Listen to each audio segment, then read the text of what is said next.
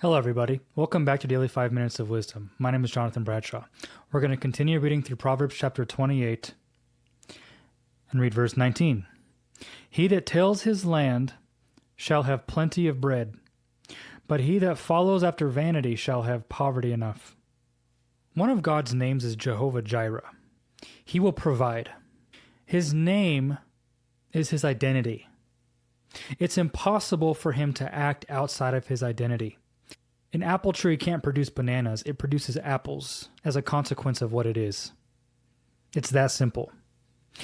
God is a provider, so he provides. If there's no provision, it's not a God problem, it's a management problem.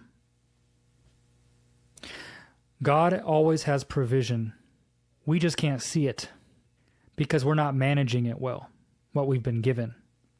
I want to show you something in the context of marriage.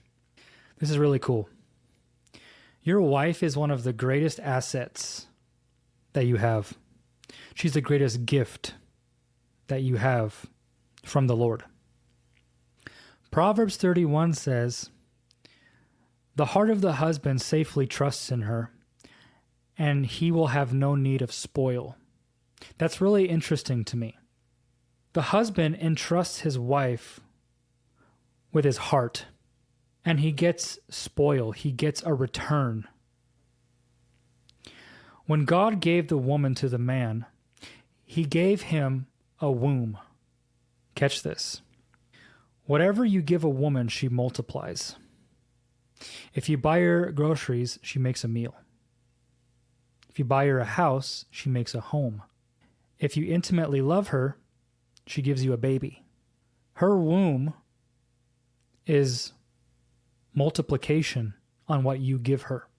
So when you give her your heart, when you give her vision, when you lead her well, she gives you a return on that vision multiplied. The word husband means farmer. Did you know that? Jesus said in John 15, "I am the vine and you are the branches, and my Father is the husbandman." He's the farmer, the cultivator.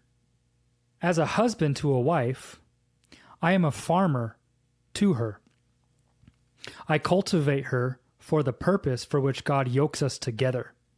There's a pastoring element to being a husband. Did you know that? In Ephesians 5, it says, "Love your wife as Christ loved the church, giving his life for her, and washing her with water of the word."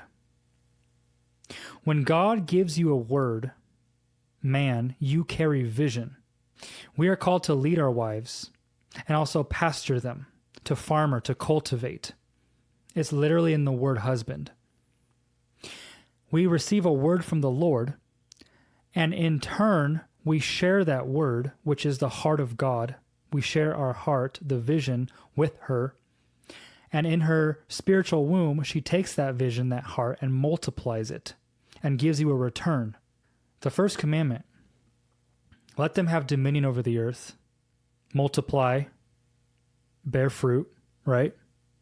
The first commandment in Genesis 1, be fruitful and multiply and let them have dominion.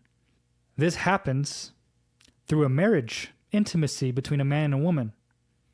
When he serves her and shares her his heart, she takes that, multiplies it.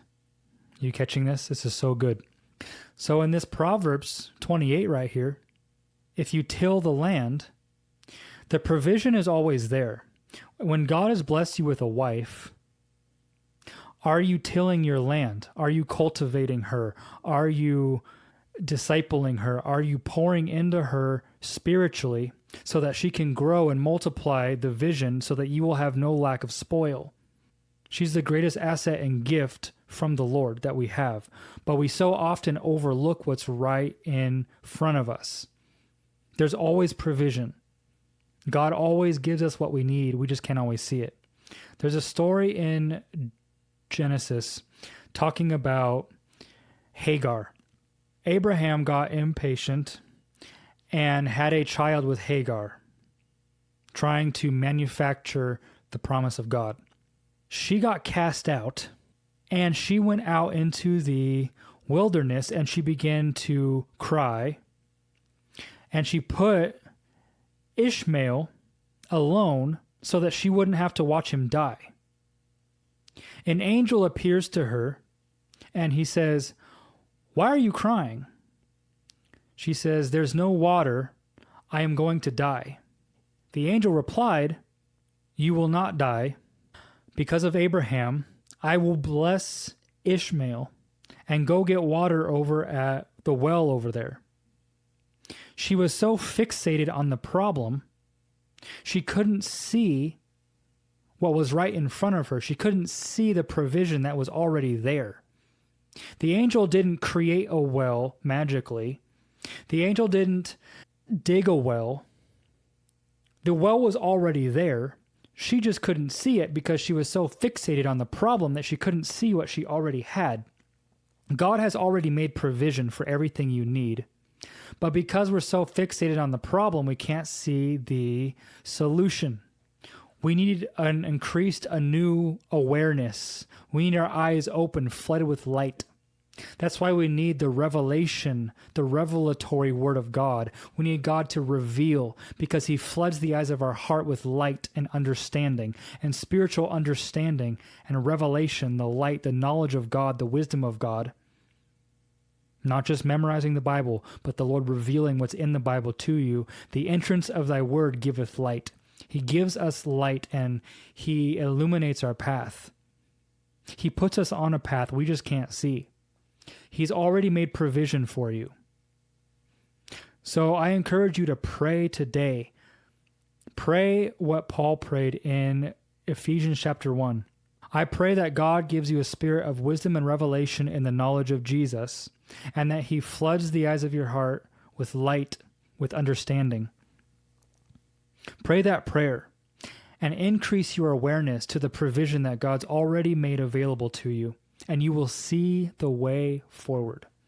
I hope you've learned something with this, and I hope this challenges you to see in a whole new perspective. God is Jehovah Jireh. Till the land that is before you, and do not waste time in vanity and empty imaginations.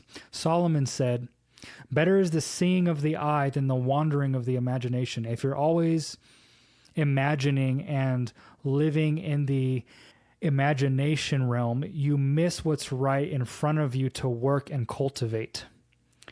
And we have to understand that the greatest gift that we as husbands have is our wife. We must cultivate her in the purpose that God has given to us. So I hope this blesses you. Love you guys. I'll see you in the next one.